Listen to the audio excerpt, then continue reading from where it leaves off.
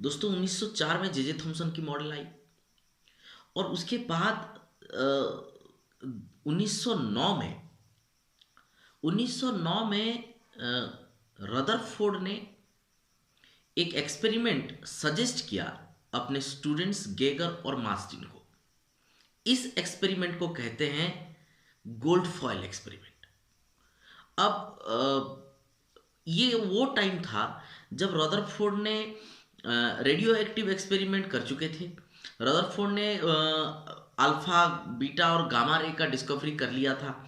उसके बाद उसके बाद उन्होंने अल्फा रे को गोल्ड फॉयल के ऊपर प्रोजेक्ट करने को कहा। क्या था वो एक्सपेरिमेंट और इस एक्सपेरिमेंट की क्या अहमियत है एटॉमिक फिजिक्स में, आइए देखते हैं। दोस्तों हम लोग अभी बात करेंगे गोल्ड फॉयल एक्सपेरिमेंट के बारे में। ये एक्सपेरिमेंट सजेस्ट किए थे रदरफोर्ड, लेकिन इस एक्सपेरिमेंट को परफॉर्म करने वाले थे उनके दो स्टूडेंट्स गेगर और मार्टिन। ये मार्टिन है, ये गेगर हैं और ये Rutherford. This experiment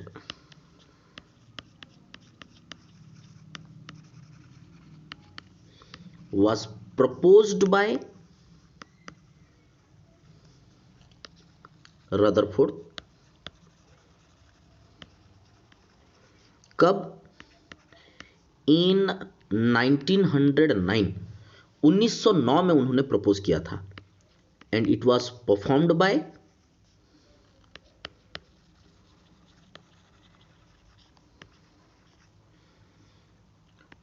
two of his students Geiger and Martin.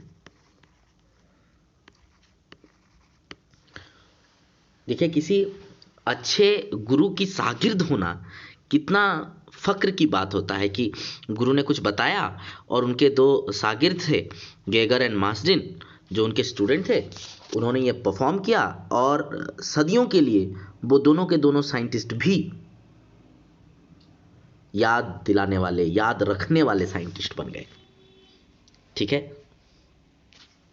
अब देखते हैं इसका एक्सपेरिमेंटल अरेंजमेंट कैसा था ना।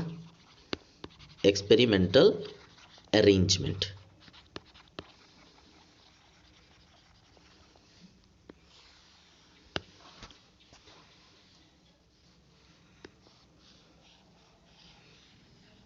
एक लीड ब्लॉक था,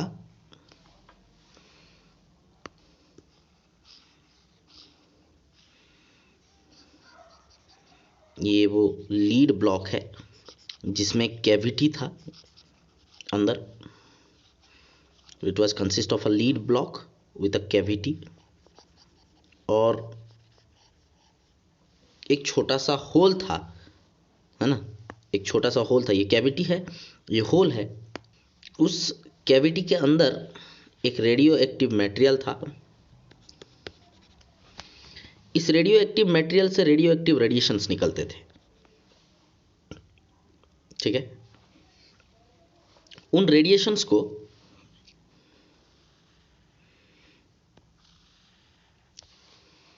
एक फिल्टर पे डाला जाता था। अब फिल्टर क्या करता? सारे रेडिएशन को एब्जॉर्ब करता और आगे सिर्फ अल्फा रे को अलाउ करता। अल्फा रे, मैं अल्फा रे के बारे में बता दूं। अल्फा रे जो है ये डबली चार्ज हीलियम एटम है। He2+ पार्टिकल्स का एक रे अगर जाता है तो उसको हम लोग अल्फा रे कह सकते हैं। तो इसमें 2 यूनिट पॉजिटिव चार्ज है और 4 यूनिट का मास है अल्फा रे में। फिर अल्फा रे को एक गोल्ड फॉयल के ऊपर प्रोजेक्ट किया जाता।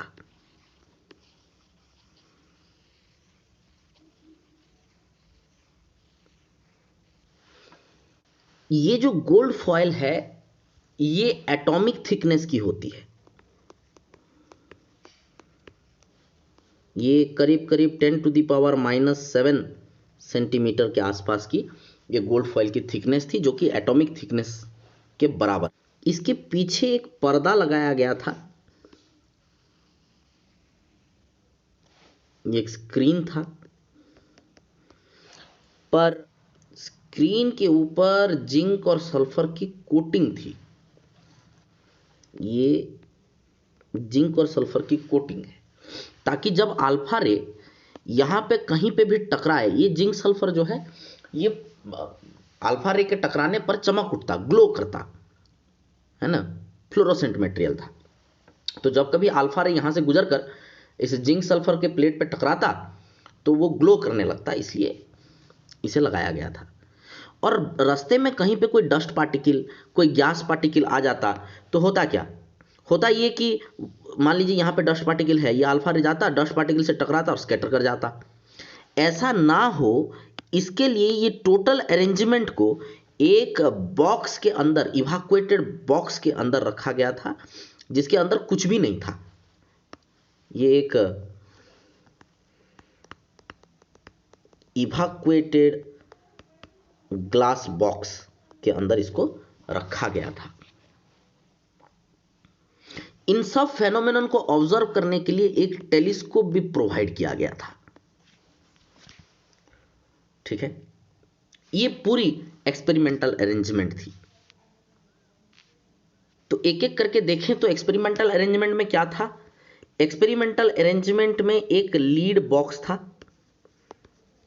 जिस लीड बॉक्स में एक कैविटी था, जिसके अंदर एक रेडियो एक्टिव मटेरियल रखा गया था। अब रेडियो एक्टिव मटेरियल रखने का मतलब होता है ये spontaneously alpha beta gamma ray सब रेडिएट करे। अब ये रेडिएशन कहां से निकलेगा, ये स्लिट में एक छोटा सा होल था, यहां इस होल के थ्रू एक नैरो बीम की तरह निकलता था रेडिएशन, उसे फिल्टर एक्सेप्ट करता और फिल्टर जो है फिर उसे उसमें से सिर्फ अल्फा रे को अलाउ करता आगे जाने के लिए, और वो अल्फा रे गिरता एक गोल्ड फॉयल के ऊपर।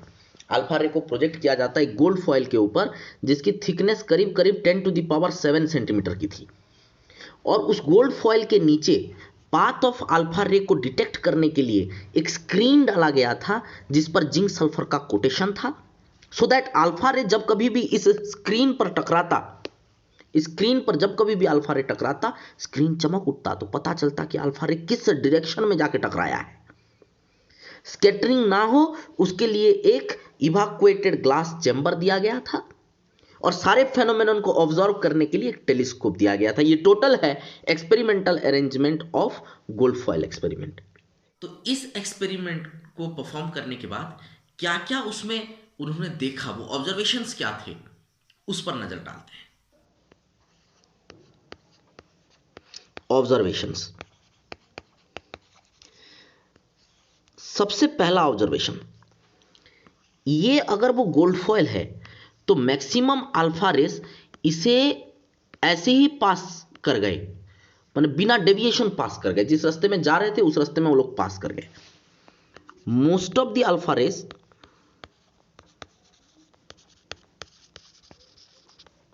passes undeviated,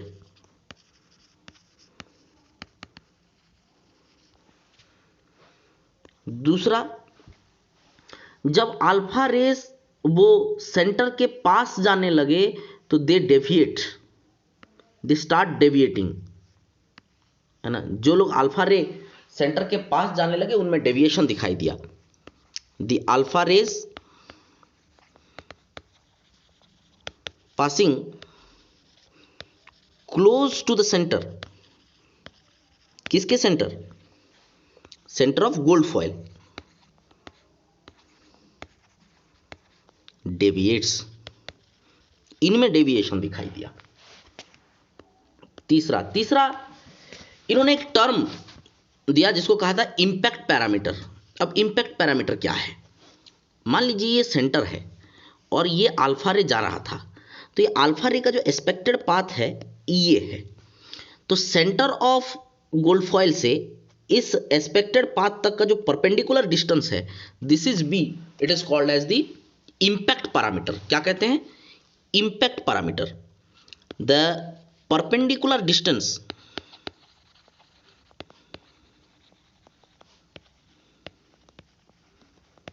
between the expected path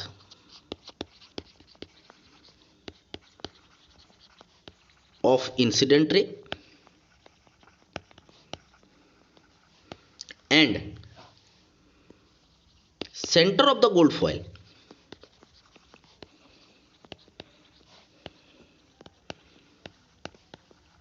is called the impact parameter.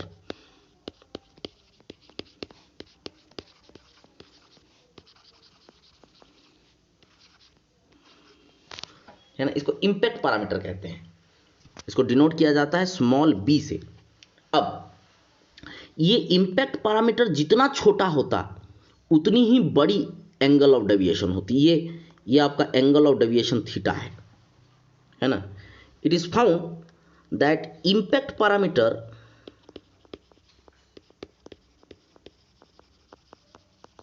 Is inversely proportional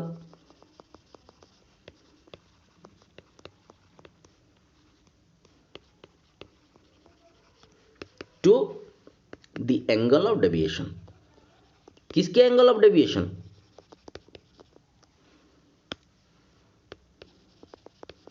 angle of deviation of alpha ray. तो अल्फा रेस का जो एंगल ऑफ डेविएशन है उसके साथ ये इनवर्सली प्रोपोर्शनल था। तो B is inversely proportional to theta, ऐसा होता। ठीक है। अब यानी कि ये जितना क्लोज आता अल्फा रे उतनी बड़ी एंगल के साथ वो डेविएट करता है ना। इसका मतलब यही होता है कि closer is the alpha ray, closer is the alpha ray, greater is the angle of deviation.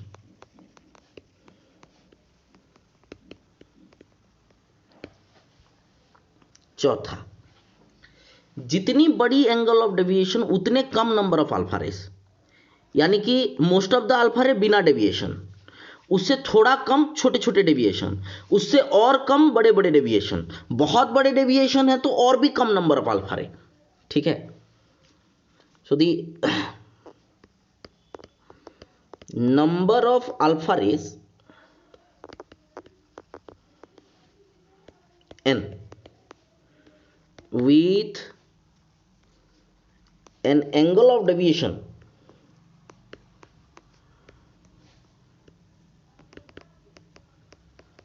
theta, theta ना angle of deviation is inversely proportional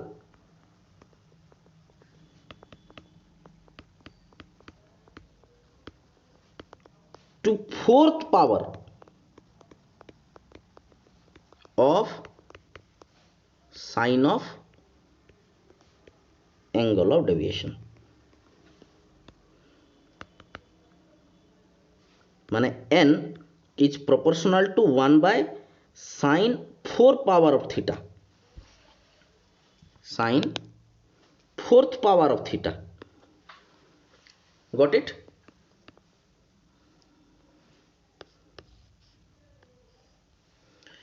जैसे 4 ऑब्जर्वेशन। और क्या ऑब्जर्वेशन आए?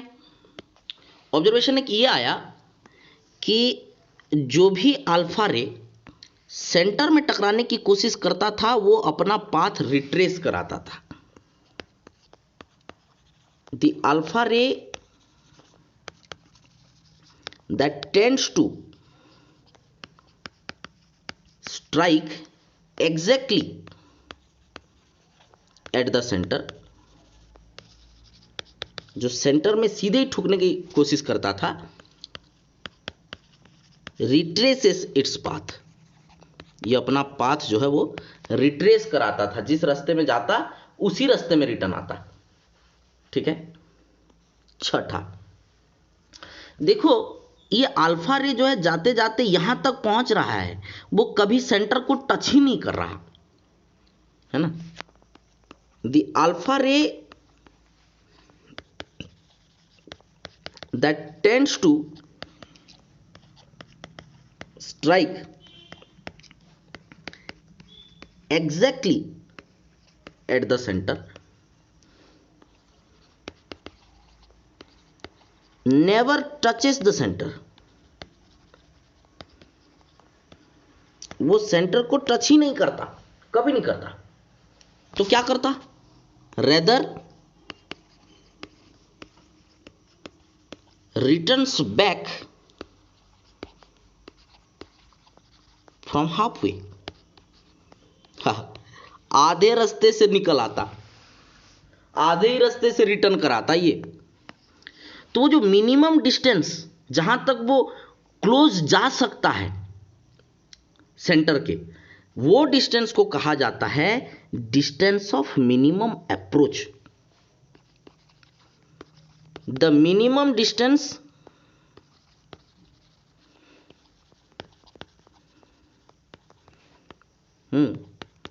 close to the center to which an alpha ray can approach the center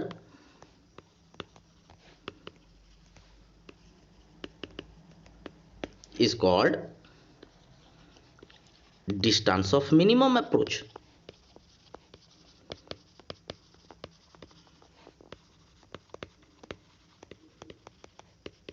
इसको D से denote किया जाता।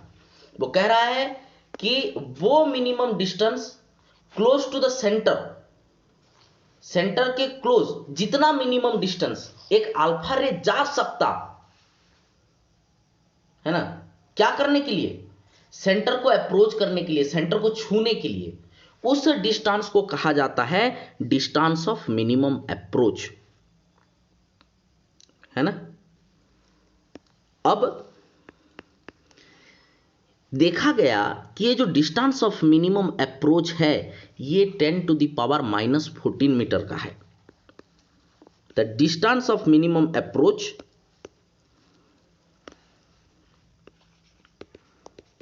the distance of minimum approach is found to be of the order 10 to the power -14 metre. तो ये सारे observation थे गोल्डफॉयल experiment के, है ना। इतने सारे ऑब्जर्वेशंस हमने गोल्डफॉयल एक्सपेरिमेंट के देखे। अब इन्हीं ऑब्जर्वेशन का क्या क्या कंक्लूजन था, हर ऑब्जर्वेशन का अपना अपना एक कंक्लूजन है। क्या कंक्लूजन हो सकता, कंक्लूजन्स जैसे कि हमने देखा कि अल्फा रेज जो है, most of the alpha rays बिना डेविएटेड पास कर जाते थे। तो पहला कंक्लूजन था, क्योंकि मोस्ट ऑफ द अल्फा रे बिना डेविएट पास कर जाते थे, तो ये कहता था कि बहुत सारी जगह खाली है। भाई यहाँ पे अगर खाली जगह है तभी ना आप बिना डेविएशन पास करेंगे। अगर कुछ होगा तो तिरछा के जाएंगे, कुछ होगा तो थोड़ा सा, है ना, आपका पाथ डेविएट करेगा। कुछ भी नहीं था, कुछ नहीं था वहाँ पे, इसलिए वो बिना डेविएशन चले गए। तो most of the alpha rays passes undeviated, इसका मतलब होता है कि मोस्ट ऑफ द स्पेस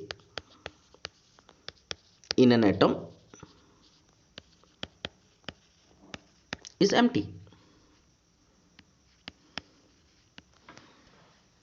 दूसरा, जब अल्फा रे सेंटर के पास जाते तो डेविएट करते। अब अल्फा रे रहे positive charge, 2 unit positive charge है इसमें, और सेंटर के पास जाते हैं तो डेविएट करते हैं। तो सेंटर में कुछ तो होगा ना जो इसको रिपेल करता होगा। अब पॉजिटिव चार्ज को कौन रिपेल करेगा, पॉजिटिव चार्ज। इसलिए ऑल द पॉजिटिव चार्जेस, क्योंकि और कहीं पे वो रिपल्सन नहीं दिखाई दे रहा, so all the positive charges are concentrated at the centre. तीसरा, क्योंकि सेंटर में ही ठुकने पर वो अपना रास्ता रिट्रेस करता है। बोलिए, आप दीवार में कहीं टेनिस बॉल मारिएगा तो टेनिस बॉल रिटर्न करेगा, हवा में मारिएगा तो थोड़ा सा डिफ्लेक्ट कर सकता है, लेकिन चला तो जाएगा ना। कितना भी बड़ा रिपल्सन हो, कोई पार्टिकल अगर घुसने की कोशिश कर रहा है, थोड़ा सा रिपल्सन हो, टिढ़ा के चला जाएगा। लेकिन मान लीजिए एकदम सेंटर में एकदम से आप मारने की कोशिश कर रहे हैं, तो क्या हो रहा है, रिट्रेस कर रहा है। तो तो दीवार जैसा कुछ होगा, कुछ मास वास यहां पे होगा, तभी तो वो रिटर्न कर रहा है ना। तो यहां से कंक्लूड किया गया the centre of atom is massive. तो यहां पर जो है वो न्यूक्लियस का कॉन्सेप्ट आया। यहां पर उन्होंने कहा कि जो सेंटर है उसमें सारे पॉजिटिव चार्जेस कंसंट्रेटेड हैं, उसका सेंटर जो है वो मासिव है ना। उसी सेंट्रल कोर रीजन को उन्होंने कहा न्यूक्लियस, है ना। The central core region where all the mass, जितना मास है सब, and all the positive charge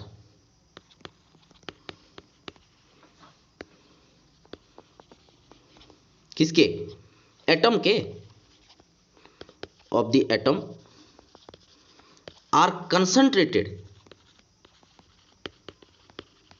जहां पे ये सब कंसंट्रेटेड है ना, इज कॉल्ड न्यूक्लियस।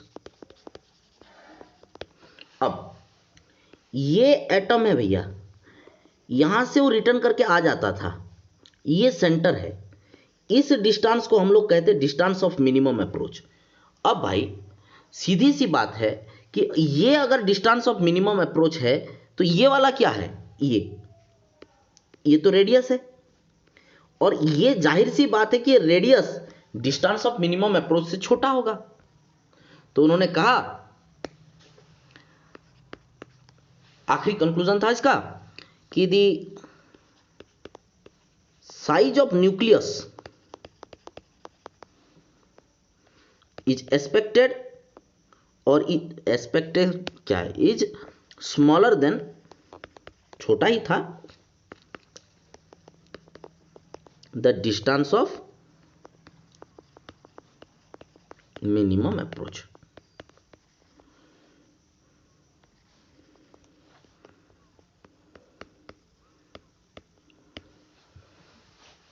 तो जो न्यूक्लियस का साइज है वो डिस्टेंस ऑफ मिनिमम अप्रोच से पक्का ही छोटा होगा। ऐसे ये 5 कंक्लूजन उन्होंने दिया। ये सारा था गोल्डफॉयल एक्सपेरिमेंट के एक्सपेरिमेंटल सेटअप, फिर हमने देखे उसके ऑब्जर्वेशन, और ये थे उनके उन ऑब्जर्वेशन पे बेस्ड कंक्लूजन।